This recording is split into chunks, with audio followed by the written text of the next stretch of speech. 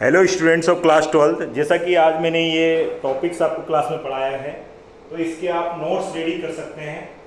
तो ये पहली हमारी स्लाइड थी जिसमें हमने वस्तु को अनंत पर रखा था, वस्तु को अनंत तथा वक्रता केंद्र के बीच रखा था, वक्रता केंद्र पर रखा था, फोकस तथा वक्रता केंद्र के बीच रखा था। प्रतिबिंब की स्थिति बनी थी, जब ये कंडीशन थी तो फोकस पर बनी थी, फोकस तथा वक्रता केंद्र के बीच में, वक्रता केंद्र पर बना था, अनंत पर बना था। किस प्रकार की प्रकृति आकार बनी थी, तो उल्टा वास्तविक पहले में, दूसरे में इस टाइप से आपने ऑलरेडी पढ़ लिया था। तो ये पहली स्लाइड ये है।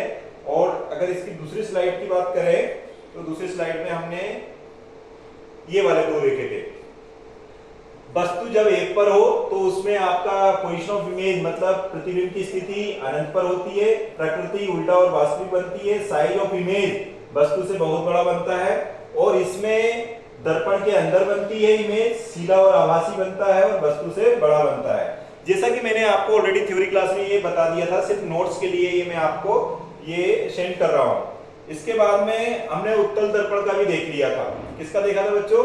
उत्तल दर्पण। तो उत्तल दर्पण के केस में दो ही केस बन रहे थे, जिसमें हमने जब वस्तु अनंत पर रखी थी तब उसका डायग्राम, रे डायग्राम ये बनेगा, और ये इस प्रकार की होगी, प्रतिबिंब की स्थिति, प्रकृति और साइज।